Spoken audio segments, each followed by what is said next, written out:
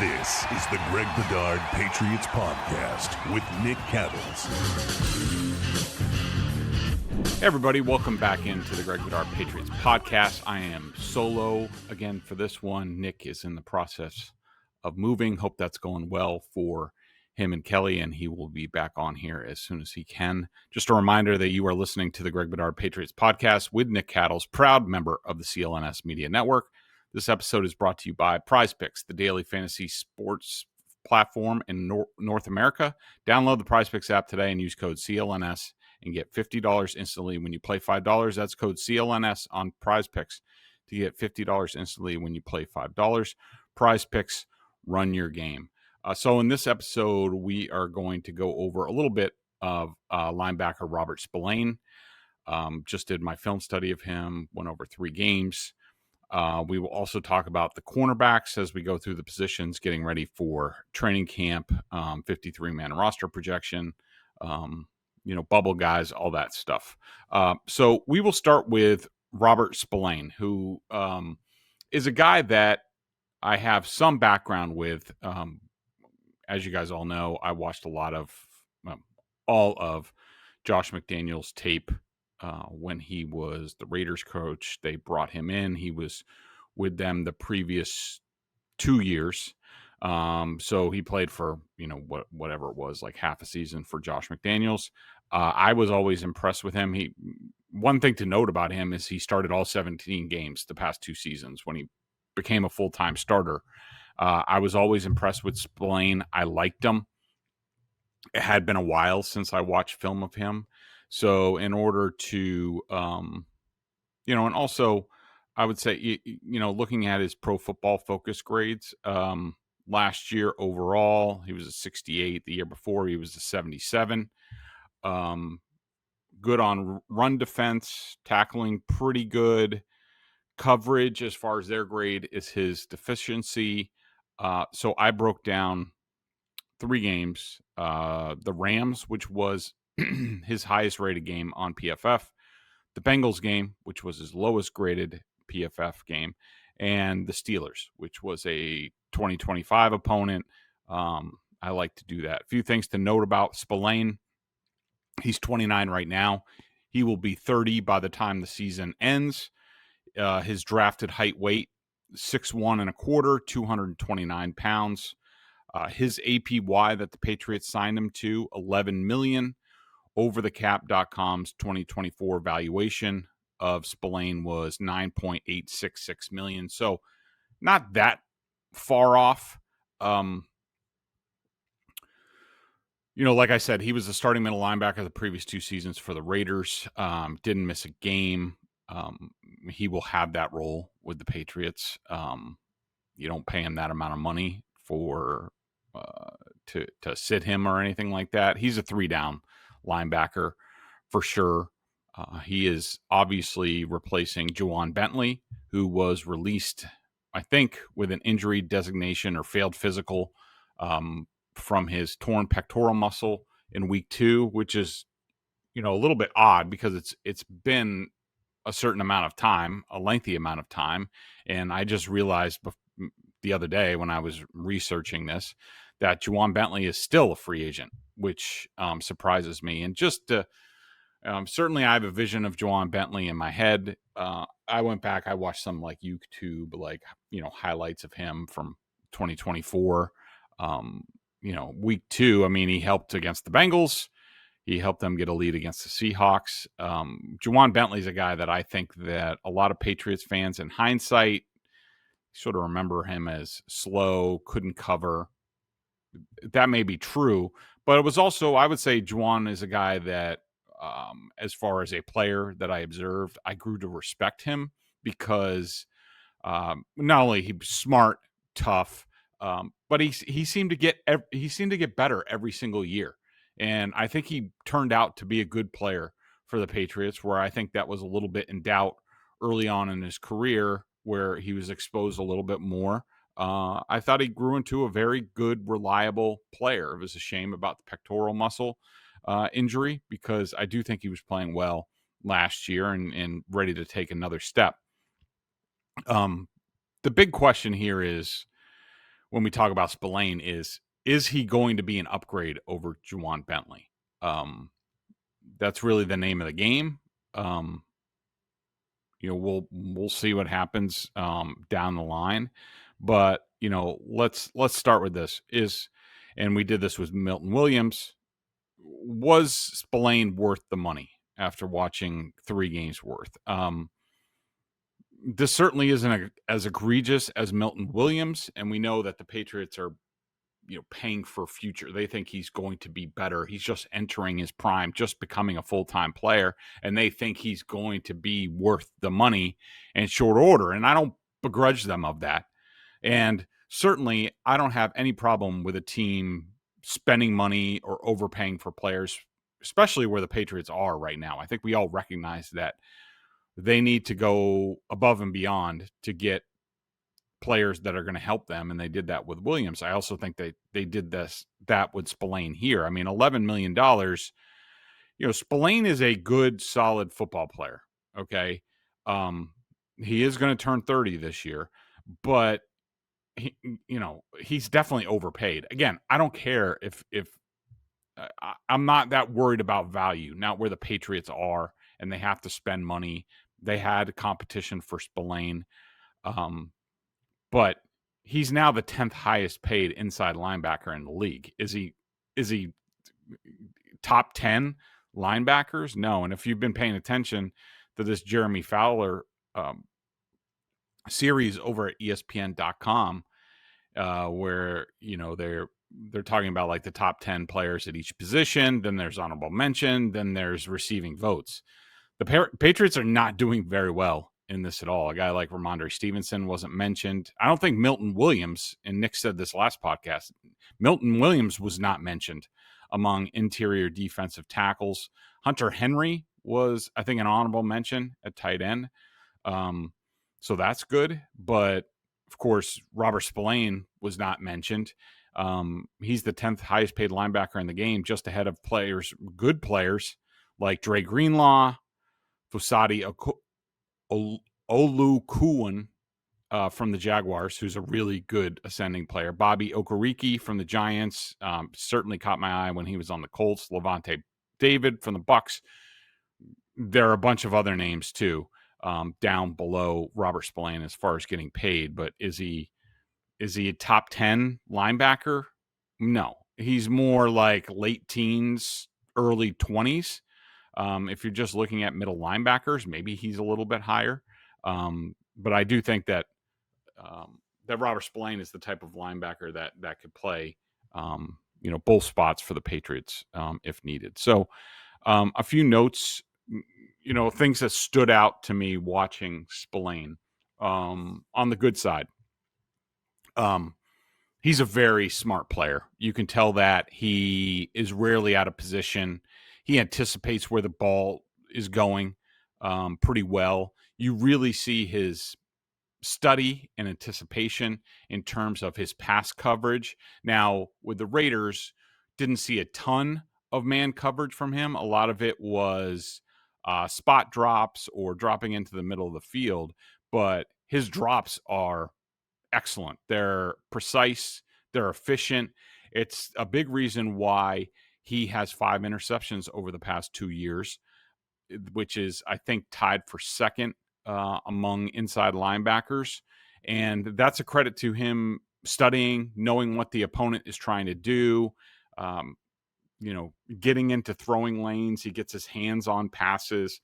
There was a play in the Rams game where I think he was up on the line and he dropped into sort of a curl hook zone and got right in there. The ball went right through his hands, but it did go to Nate Hobbs for an interception that I think he returned for a touchdown.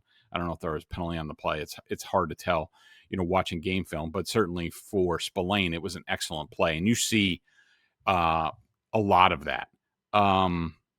He generally takes good pass to the ball on the ground, is willing to take on linemen. Tough player, doesn't come off the field. The Raiders did use him a fair amount to blitz. I wouldn't say that comes naturally to him, but he has enough speed, a little bit of a burst to get there. the film that I watched, he got there a couple times. Sometimes he wasn't factoring into play with his pressure, but that's not unusual. So that's the good part. I also want to point out that I have 3 games worth of film, 16 minutes, 10 minutes, 8 minutes that BSJ members get. And it's me taking you through some of the film, some of the highlights, the lowlights, drawing arrows, pointing things out. So if you're not a member over at BSJ and really like to get into the film and things like that, it's a great value to you. So Spillane, as far as needs improvement, where he's lacking, where maybe he's around 20 in terms of inside linebackers. A couple things. He's not that fast. He's not that agile. Do I think he's an upgrade over Bentley in that respect? Yes, but slightly. I don't think it's night and day. I don't think that Spillane is a huge upgrade over the best of Ja'Whaun Bentley. Certainly slight, and I do think he brings a little bit more speed, a little bit more agility than Bentley. I think that he certainly brings more in pass coverage than Bentley does or did. But the big thing watching Robert Spillane is that lack of elite traits, a lot like Ja'Whaun Bentley, leads to minimal impactful plays. And I got to be honest, his film was a bit boring to watch. There were a lot of plays where he wasn't in it. I mean, you expect middle linebacker to be in the middle of everything. I would not say that Robert Spillane is that. He is not in the middle of everything. He's sort of, and it's possible that these teams were trying to stay away from him or more targeting like a Divine Diablo, who was the weak side linebacker that he played with the Raiders, who I would target all day long because he doesn't have the highest football IQ. Phenomenal athlete, but not a high football IQ. It's just, Spillane doesn't make a lot of plays, doesn't impact the game a ton. But look, that could be the Raiders. We all know the challenges that they had last year. A couple of things that stood out on film about the Raiders. Probably the least amount of communication I've ever seen with a defense. I mean, nobody talks to anybody, especially among the linebackers and defensive line. You see it a little bit more in the secondary. That was certainly odd. I'm not used to seeing that. I don't think Patriots fans are used to seeing that, from the, at least the Bill Belichick defense. There's constant talk going on, checks, corrections. I don't know what to make of it. I think the Raiders were sort of like the Patriots last year, a little bit of a circus under Antonio Pierce. And, I think that shows up. Spillane also isn't the most energetic guy. He doesn't celebrate his plays or his teammates' plays a ton. I don't know whether that's good or bad. It just stood out. Maybe he's all about his business. That's what it looks like. And, that's fine. If he's a good player, nobody's really going to care. I don't want a cheerleader. I want a guy who produces on the field. And, and he has a decent amount of production. But again, I don't think he's, at least from what I've seen, and again, this could be the Raiders. I don't know. I don't think he's going to be one of these guys that when I do my plus and minuses as I grade film, I don't think he's going to have a ton of pluses. I don't think he's going to have a ton of minuses. I think it's going to be, very minimal either way, the amount of plays he impacts. I think the Patriots are going to need the defensive line and the secondary to make a lot of plays. I would not call Spillane is not a playmaker.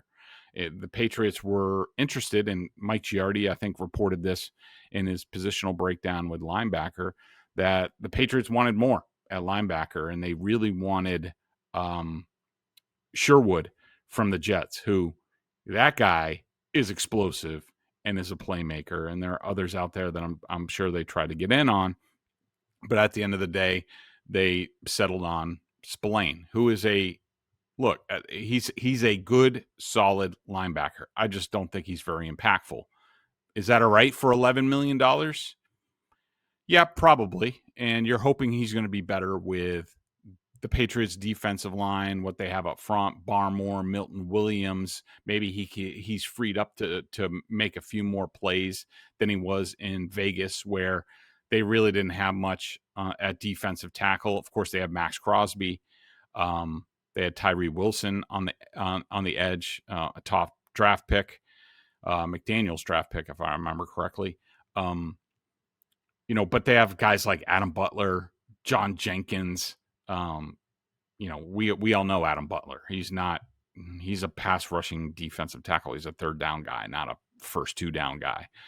So perhaps that wasn't part of the issue. But, I think the Patriots are banking on, like a lot of these guys, they're banking on better players up front, better scheme to free up Spillane maybe to make a few more plays. He will make impactful plays in the pass game. That's without question. That's proven. That's documented. The run game, not so much. But they're banking on, Mike Vrabel and inside linebackers coach Zach Kerr, getting Spillane to be a little bit better than he was in Vegas. And then in that case, if he's more impactful against the run, if he's taking guys a lot of stops at the line of scrimmage or 1 or 2 yards, then he's everything that they want. But I think, the bottom line is as long as Spillane stays healthy, and, he played a lot of snaps the past 2 years, 17 games, you're hoping, with his age and things like that all of a sudden he doesn't have bad luck there, because the Patriots do not have much at the position behind him at either spot. I think that Spillane is a good stopgap until they can get better. I think the Patriots need upgrades, future upgrades at both inside linebacker position, and they're hoping that the guys that they have are good enough in the interim. But we'll have to see if that plays out. I mean, again, Robert Spillane, depends what you're looking for. If you're looking for an impact middle linebacker, you're looking for a huge upgrade over Ja'Whaun Bentley, I don't think Spillane is that. I could be wrong. He could flourish, like I said, with the defensive line, the coaching, and all that stuff, and he could be a huge upgrade. I mean, I think he's a slight upgrade right now, and that's good. You're always looking to get a little bit better, and I think Spillane will do that for them. It's just if you're hoping for a bunch of big plays, a guy who's going to rock a bunch of people in the run game and pop the ball out loose in the run game, then that's not really going to be your guy. I mean, you could just look at it. His forced fumbles, he has one in what's he played 3,600 snaps in his career. He has one forced fumble. And to me, that's forced fumbles, team-wise and individually, are a byproduct of a guy with speed, agility, rocking players. That's just not Spillane. But can he be good enough and help this team and help them be a good defense that relies on their defensive line and their cornerbacks and safeties to really be the playmakers? Yes, and that's just fine. And I could definitely see that being the path for the Patriots this year. We will be right back with a look at the cornerbacks in just 1 second. PrizePicks is the best place to turn your sports knowledge into cash. With millions of members, PrizePicks has made daily fantasy sports accessible to all. You just pick more or less on at least 2 players for a shot to win up to 2,000 times your cash. Run your game all season long on PrizePicks. On PrizePicks, you can mix and match player projections from different sports. Combine your favorite basketball players with players from baseball, hockey, esports, tennis, golf, auto racing, all that good stuff. PrizePicks have ended the flex play, which means you can still cash out. If your lineup isn't perfect, you can double your money even if one of your picks doesn't hit. PrizePicks puts members first, so all withdrawals are fast, safe, and secure. When my picks hit, I can get my money in as quick as 15 minutes. PrizePicks also offers promotions that can lead to big payouts like Taco Tuesday. Each Tuesday, PrizePicks discounts select player projections up to 25% to provide even more value for your lineup. Last night, Red Sox walked it off. Everybody's excited. 8 in a row. got an afternoon game on Saturday. I will definitely be sitting down with the PrizePicks app and getting my picks in and rooting for them. Red Sox are a little fun to watch right now, so join me on there. Check them out. Download the app today and use code CLNS to get $50 instantly after you play your first $5 lineup. Again, that's code CLNS to get $50 instantly after you play your first $5 lineup. PrizePicks, run your game. Okay, going through the positions as we count down to training camp, which is coming up very soon. 53-man average for the Patriots over the last decade or so, 5.6. Right now, I have 6 on the team. I have 5 cut. There's a lot of things here where there's a lot of things unknown. We will say that I would say that this is not a stretch. This is not breaking news. Christian Gonzalez and Carlton Davis are the 2 locks at cornerbacks. I think I'm going to make Carlton Davis the next guy that I watch film on, because he's another huge key to this team. One thing we know about him is he's not extremely durable, or at least he hasn't been. Hopefully he will be. And we know Mike Vrabel said, hopefully those 2 guys on the outside can allow them to play cat coverage, which is you got that cat, I got this cat, all that stuff. So that's a good place to start. Marcus Jones, in the slot, good player. We know, not the biggest guy, not the most durable guy. But I do think that there's a healthy competition there. I don't think he is a lock for the team. I think he has a very good chance. But I think guys like, Marcus Jones, Alex Austin, Isaiah Bolden, Marcellus Dial, and Miles Battle, those guys are sort of battling for. So that's 5 guys for 4 spots. Right now I have Marcus Jones on the team. Alex Austin is a guy, we've been over this before. I kind of made some snap judgments on his first game. He had just gotten there that week. I was wrong. I readily admit that. Alex Austin has proven himself to be a good, solid NFL player. I think he has inside-outside versatility, and I think the Patriots are going to tap into that. I think he has a very good chance to make the team. Then it's between Bolden, Dial, and Battle for me. You also have, Kobe Minor, who is the last draft pick. Isaiah Bolden, we know, tall, lanky. I was surprised. I think it was Elliot Wolf who said that he had a chance to also factor in at slot cornerback, which surprised me given his length, but maybe that's an indication of how they feel about him and his athletic ability. I thought he played well at times last year. I think it was it the final Buffalo game where he had a really good game. Marcellus Dial is a guy that I think that has been a good, solid player. I think he can play in this league. Miles Battle is somebody that we don't really know too much about. He did not take part in the offseason workouts as he was coming back from an injury. He was signed originally as a undrafted free agent after the 2024 draft by the Chiefs. He was waived there on October 26th. On October 15th, Battle was signed to the practice squad, the Patriots practice squad on October 15th. He was promoted to the active roster on January 4th. I'm assuming that was before the season finale. But he certainly has a nice physical profile. Some of the other guys, again, don't know a ton about them. Brandon Crosley, Kobe Minor, we know Mr. Irrelevant, DJ James, Jordan Polk. Those guys have a lot to prove. I think that the guys in front of them, including Battle, have a leg up. Again, I think that the big thing is it's going to be, really probably Austin, Bolden, Dial, Battle, possibly, Crossley, Minor, those guys battling for, really 3 spots after Gonzalez, Davis, and Jones. As far as the group overall, I like the group. I think they can still add to this group, but as long as Davis is on the field a lot, I feel good about them. and they can figure it out. Also, remember, some of the safeties could get involved at cornerback, at the star position. We'll have to see how that all shakes out in training camp. But I think that's going to wrap it up for this. Wanted to remind you guys to check out our friends over at CLNS Media. They have a ton of YouTube channels and, of course, podcasts. You have the CLNS Media Network with Celtics All Access on CLNS for behind-the-scenes content and segments from their many Celtics podcasts. Of course, Bobby Manning, who does work for us at BSJ, is out at NBA Summer League.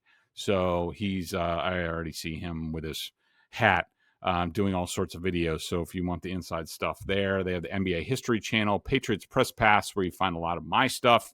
And, of course, other really good stuff on the Patriots. That'll be brimming with stuff as training camp gets closer. And Bruins Rinkside, which keeps you covered with the Bruins. Also, check out our friends over at PrizePicks. They certainly do a really good job. Oh, and by the way, I just wanted to get, this is not an endorsement. I'm not being paid for this. But I did want to give a shout out to my guy Milton from Dryer Vent Superheroes of Norfolk County. He was out to the house this week. Turns out he's a big fan of the podcast. Did a tremendous job. So if you're like me, been dragging your feet on it, he came out, did a great job. Wasn't here all that long. Affordable price. I thought he was tremendous. So I just wanted to give a shout out in case he's listening that Milton is the man and you should have him out to your place. Again, that's Dryer Vent Superheroes of Norfolk County. You can find them on Facebook. That's where I found him. He has tremendous 5-star reviews on there and they're absolutely worthwhile. So, help support the guy. It's his own private business. Big Patriots fan.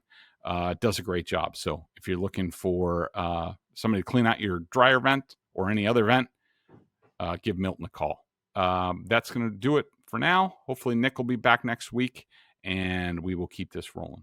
Thanks, everybody. Have a great weekend.